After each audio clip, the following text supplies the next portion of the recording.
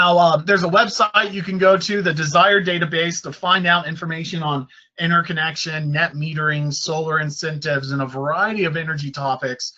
It's a little bit difficult to research battery and storage incentives on Desire because they don't have it programmed up yet as a category. So, for instance, to find out about California's battery incentives, that's a standalone program. And if you Google storage Desire California, that's an easier way to find it than you looking within the website. Similarly, New York has a storage incentive for commercial customers, and it's a pretty good one for small battery bank, and but it's part of their solar program. So you can't find it by looking for batteries. You have to go look at the words of their commercial solar incentive program. Maryland has a storage incentive as well. It's a competitive tax credit that the applications start at the beginning of next year, and I expect it will fully fulfill because it's a limited budget opportunity. So the real big markets for storage right now are New York and California. Although, you know, what's surprising to me is that you get into states like Mississippi where there's no solar growth to speak of, and the storage market might be what brings the solar market to those states. So, you know, there's a billion ways a utility can slice and dice their electric policy to avoid the revenue loss caused by solar. But cheap batteries are going to be extremely disruptive, just on their own, but also in combination with solar. So the Desire website is a really good website to poke around with. You can find out about sales tax exemptions. You know, about 10% of the U.S. has that. Property tax exemptions. There's one section called a solar easement, or a wind and access rights, which is the right to sunlight on your property, which might sound like something that comes out of California or like out of a over-bureaucratic society, but actually the right to sunlight on your property stretches back into 600 AD, into Justinian code, where if you were living in a cave and someone built a mud hut in front of your cave window, you'd be pretty upset about that. And you know, back then when you don't have electricity, maybe sunlight is all the more important. So back then, you know, if you were a Roman citizen, you had rights to sunlight on your property. And today you have similar rights. You know, what is called a solar easement. And if your county has accepted that it will file solar easements, then it protects the horizon view to your array. You can find out about state green energy purchases, green loan standards. It's a really great website. It's put out by the North Carolina Solar Center in conjunction with National Renewable Energy Labs. So if you have questions about, well, do I need insurance to have a solar array? Do I need to name my utility as an additional insured? What are the fees for interconnection? What is the response times? What's the process? What do I need as part of my application? Who do I contact? All of that can be found by researching your state-specific DesireUSA.org policy. Solar Pro is a great magazine. There's a kind of a home version of it for residential called Home Power. Solar Pro is more for installers. It's a free magazine, and it's like the best magazine in the industry if you really want to explore technical issues of solar design. Home Power is a really fun magazine for that matter, but it's just a little bit more of a these are cool residential energy devices rather than more skill building. But if you go and you look hard enough, there's a variety of either high quality commercial solar design software or other kinds of services that you could use to get more into the industry. There's solar reviews, which is kind of like Yelp for the solar industry. This is a really good solar education website for the basics, more of the upstream side, like how a solar module works. Solar Training Network is kind of like a free community for trading job opportunities and advertising training programs. You know, we have a trade organization. You know, one area where you can get some data is your online monitoring systems like Enphase and SMA and whatever. They will have, many will have, Enphase has, SMA has public systems on their website that if you go into their monitoring area, you can find systems out in the field where the homeowner has determined just to make their production data available. And that could be really good for kind of fine tuning if you're uncomfortable with the PV watts D rate, you want something exact for your area. You know, it's easy for me to do because I have installs in the field with their data and I can kind of see what I did with my design and how that related to overall system efficiency.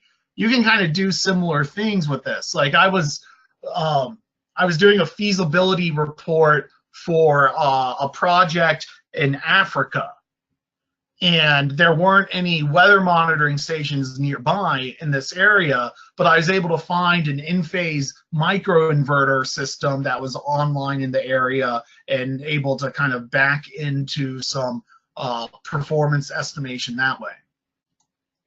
And then there's professional services, the solar design software.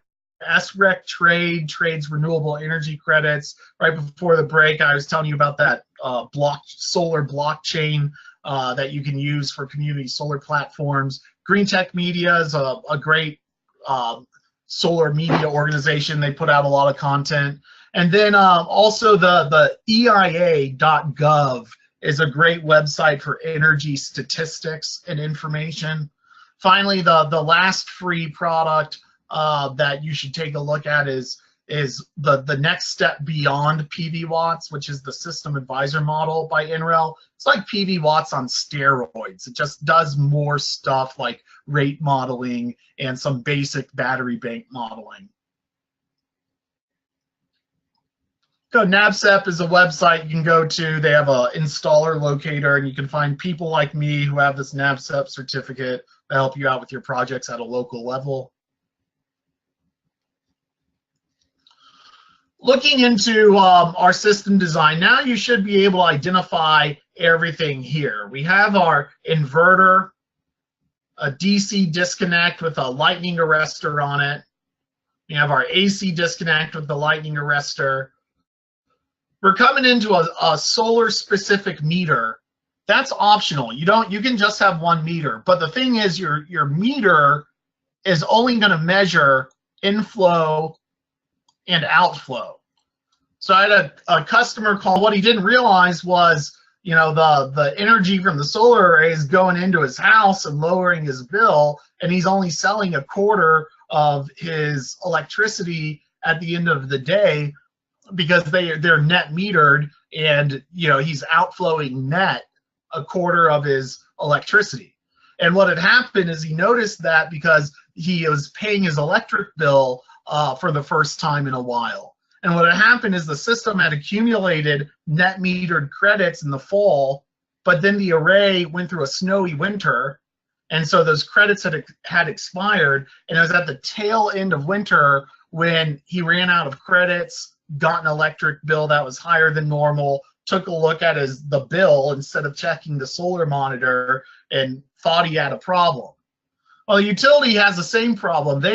With just their regular meter, they can't distinguish between inflow and outflow of the solar array. So if you're selling renewable energy credits to the utility, in other words, if the utility is giving you a solar incentive, they're going to add another meter simply so that, you know, these meters communicate wirelessly. And so the other meter will communicate wirelessly, and that way they can pick up all the solar data in the same way that they pick up everything else. The inverter has an online monitoring system in it as well. It's just not part of the utility system. Now, if you don't like how all this stuff looks, you could use a microinverter system. A very popular option is microinverters with a combination meter can and breaker box, and just come and add the microinverters into the breaker box here. So you could have something that looks as small as this or as large as this on your wall. One word of caution with string inverters, and the problem gets worse when you get into commercial inverters, but they do make noise. String inverters, they call it whisper level, but I feel like I have pretty good hearing, and the whisper to me is something that if I had a picnic table right next to the string inverter, or maybe even 10 or 20 feet away, like if I have a porch, a back porch that I like to sit on, and I put a string inverter outside the house on the back porch, you might be able to hear it. And so hearing the inverter, you know, that might be a reason to go with microinverters up on the top of the roof because they're quieter, depending on where you're locating that inverter. Now, more than 10 or 15 feet away, you can't hear it, but you know, that could result in an unfortunate design decision. Okay, one of my favorite new things that I've learned about is what's called a grid assist configuration. And this is a configuration that you would do if the utility says the only way you're going to do solar is to pay us a lot of money to upgrade the grid because the grid has, you know, can't handle the backflow. Well, one alternate method is to not interconnect the solar array at all to the grid.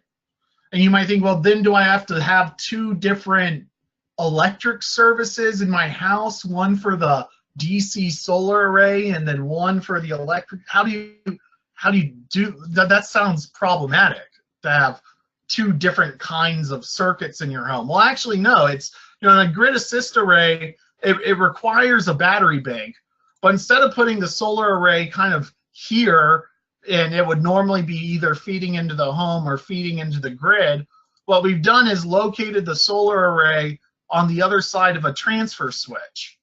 And what will happen is when the when the sun is up, the home runs off the solar array, and any surplus power goes into the batteries. And then if you have surplus power after that, nothing happens to it. You know, the advantage of having a grid-tied inverter is that any surplus power you can sell. But sometimes the utility puts enough policy back the other way that that is not economic. Well, essentially what you would do is have a battery bank, and then during the morning, you know, when the sun comes up, you switch over to the solar array, and the solar array, you run off your solar array and your batteries, and then when the sun goes down, you flick the switch. You don't lose power because you're still running off the batteries. You know, you flip the switch, and now the solar array is offline for the night, completely disconnected from the grid. It's never been connected to the grid. And now, you know, if you need the power from the grid, you charge up your batteries and then run off the grid at night.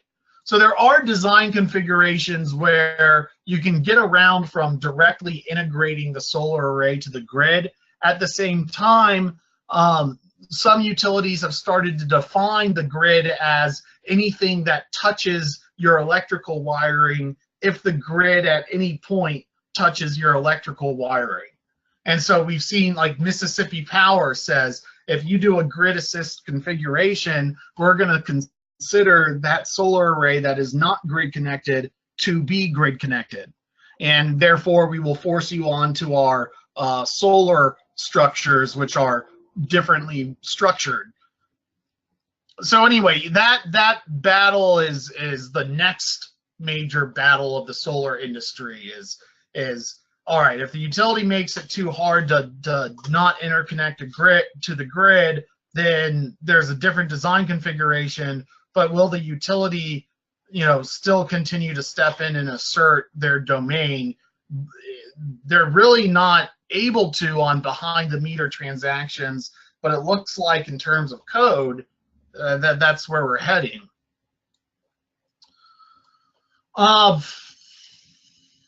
really all this boils down is to a matter of policy. And in other countries, they're about 5 years ahead of the US in terms of solar. And so other countries have been phasing out net metering for a little bit longer than we have. So what do they do in other countries? In Australia, they went from a 45-cent kilowatt hour feed-in rate to a 5-cent feed-in rate.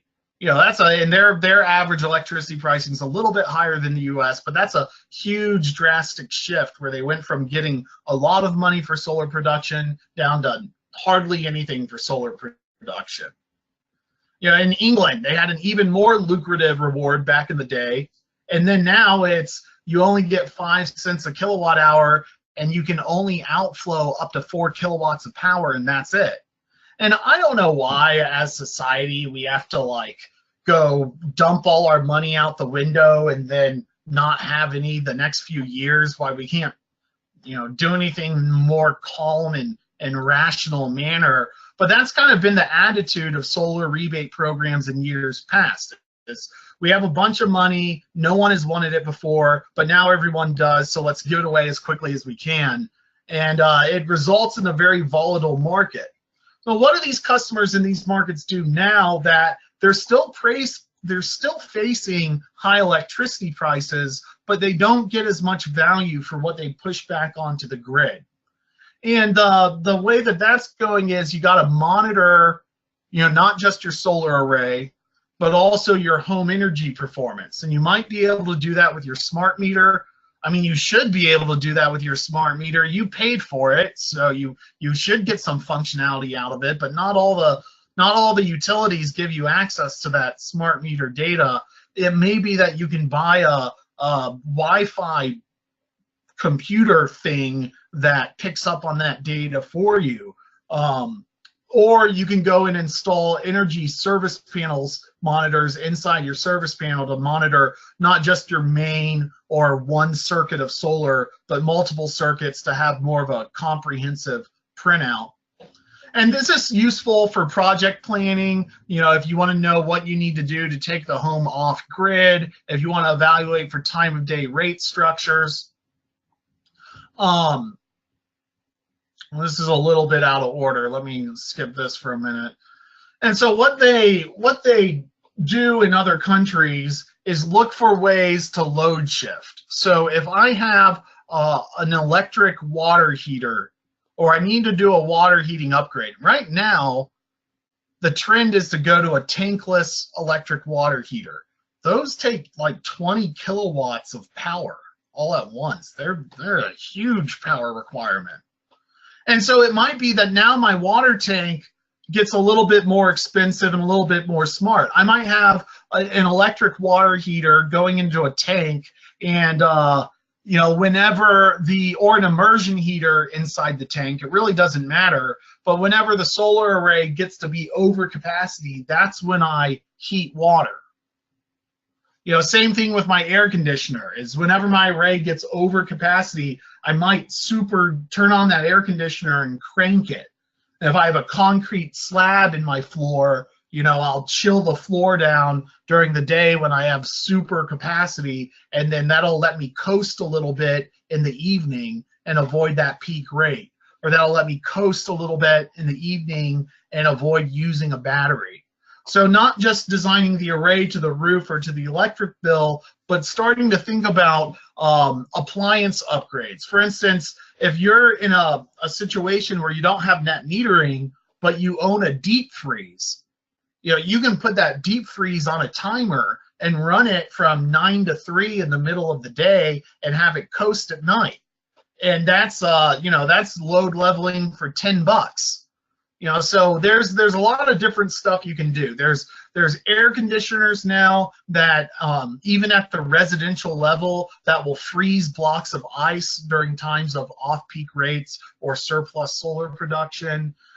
There even the smart thermostats now. This is Schneider, which I like because Schneider makes inverters and solar components and balance of system material and transfer switches, and they also have a thermostat that will detect when you're in your home or when you're out of your home. And when you're out of your home, it'll dial back the AC, or you can set it up to trigger it. So this stuff is like where a lot of new products are coming out that'll help you adjust to a dynamic grid a little bit easier.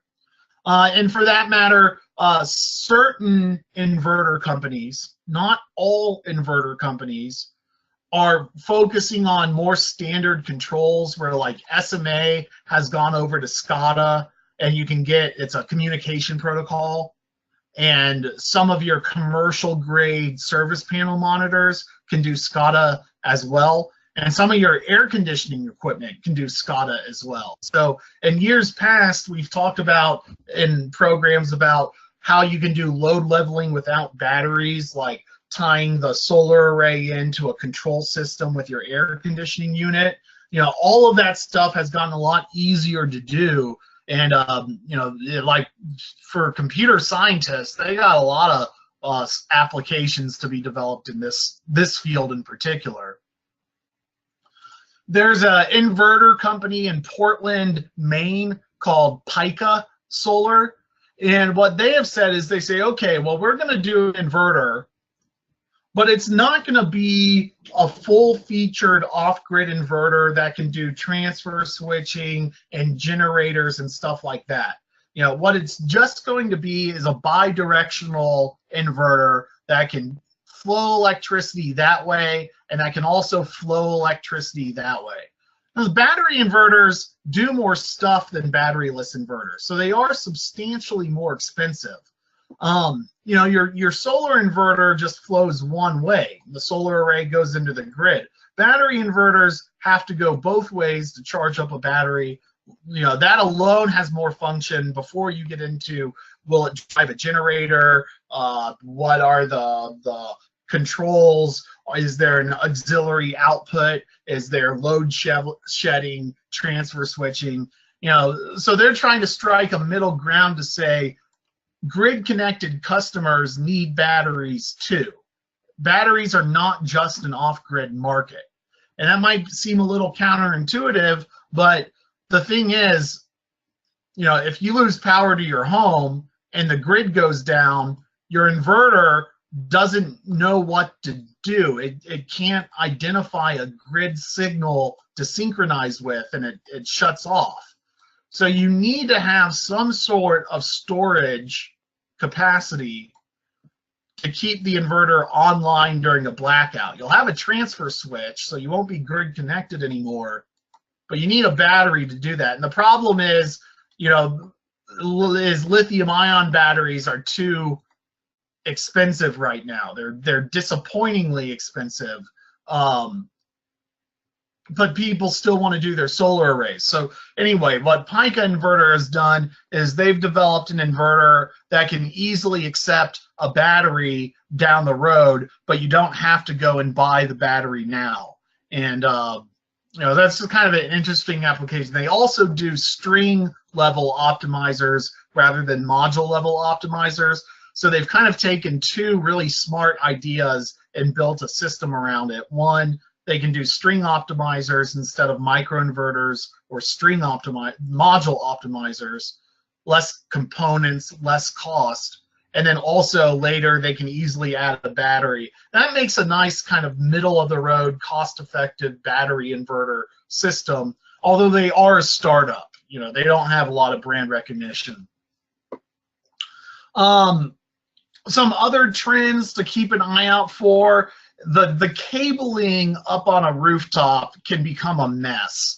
And even with the best cable clip systems, they're not perfect because, if you have to jostle a few cables around, it starts coming out of this channel and then it hangs down and the module's already there and you can't really access under the array. You're not supposed to drag the module cable across the roof surface. It's supposed to be tied up, made tight, nice, and kind of clipped to the racking.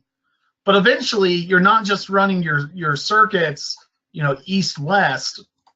You're also running your circuits north-south.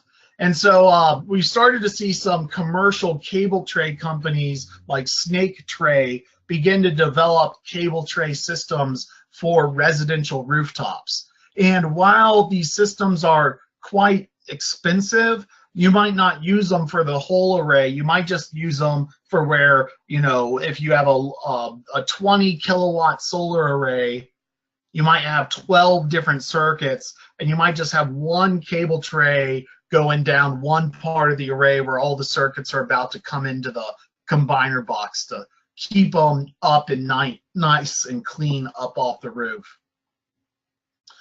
Commercial inverters do cable trays all the time, and they've kind of moved into roof-mounted inverters after those central inverters started burning buildings down. The string inverter system made a lot of sense, and since then there's now a commercial inverter company on the market called HiQ.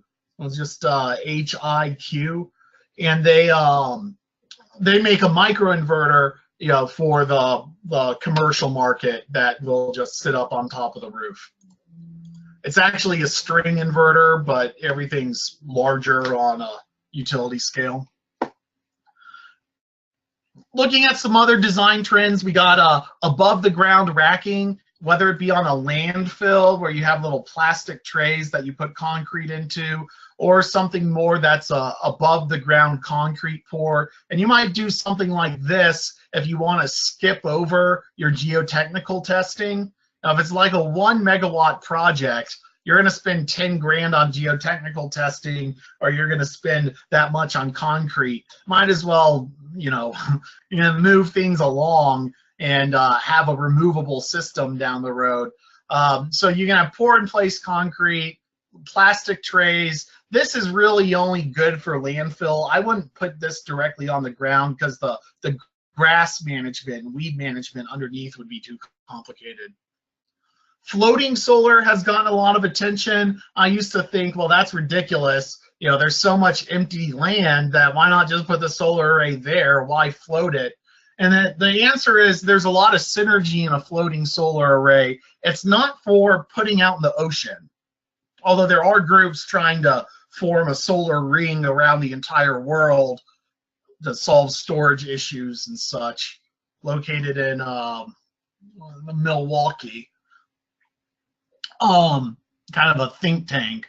But most floating solar is just simply saying, hey, we have a lot of rainwater retention ponds and municipal ponds for water supply, and if we cover it with a layer of anything, one, it's not going to get as much sunlight, so we're not going to get as much algae growth in the plant.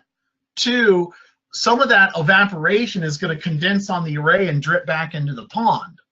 Three, we're not using that real estate for anything, and these rainwater retention ponds are not necessarily the most scenic places to begin with.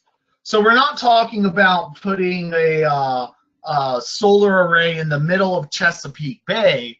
It's just saying that in your surrounding town, there may be a city government that would be happy to let you put a floating solar array on top of their pond because they will get benefit from that.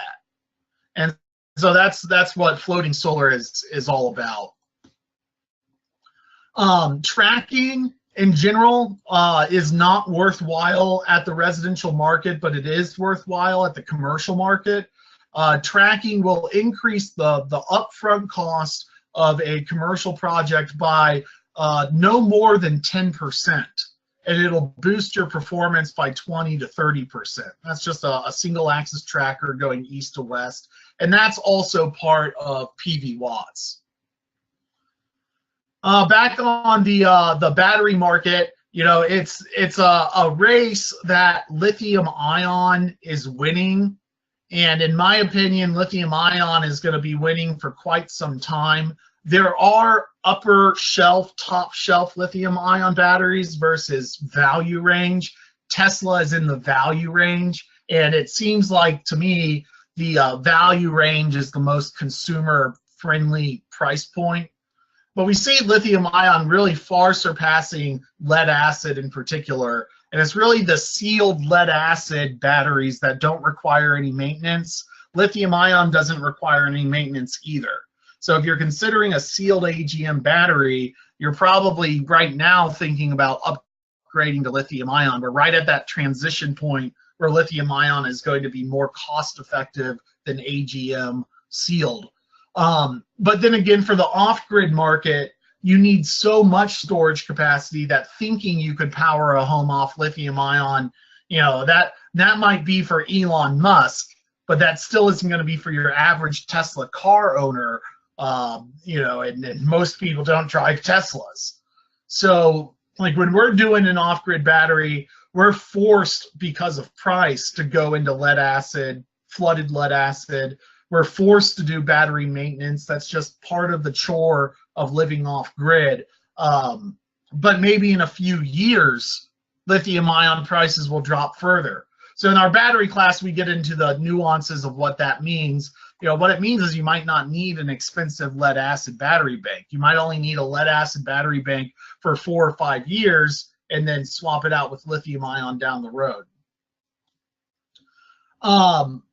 Battery inverters are getting more consumer-friendly, and there's more competition now than there ever have been before. Many battery inverters will let you land a generator onto the inverter, and it'll actually switch between the solar array and the generator, and some of them will even manage hybrid modes so that you can get the combined power of the generator and the inverter going into your home at the same time. What's really interesting about this is that generators normally operate at above the capacity of the load so that they can supply a stable signal. Well, now that surplus energy, instead of just being lost, it's going in to charge your battery bank up. So actually, compared to living off grid without a solar array and without a battery bank, you save a lot of gas by not only reducing your generator downtime, but making the process more efficient as well. Furthermore, you don't need to have as large of a battery bank. If you can stomach running the generator every day, if you can stomach living off a generator in the winter time, your solar array and your battery bank can actually be quite small. If you're only trying to get a little bit of power during a blackout, your battery bank and your solar array can be quite small. I mean, ultimately, having a small battery will give you power during the day and just a little bit of power at night. But that's a lot better than nothing. So battery design is getting very interesting. You can, the synergy between doing a generator and a battery and a solar array, they all work pretty well together. You're running off the solar array during the day. If you didn't run off the solar array during the day, the price of gas and the price of batteries would be too much. You need the batteries there. So it's a good thing solar's gotten cheaper and batteries are starting to get cheaper. Well, one way to reduce the cost of the battery bank is not to throw out fossil fuels, out the door, but to say, what are fossil fuels really great for? Fossil fuels are really great for storage. They have a high energy density, lightweight. They're really good for transportation. You can put gas in a tank and drive down the road. Batteries are very heavy. And there are ways that burning fossil fuels on site can improve the overall, cost effectiveness, and for that matter, the cost of material, which has an environmental impact as well.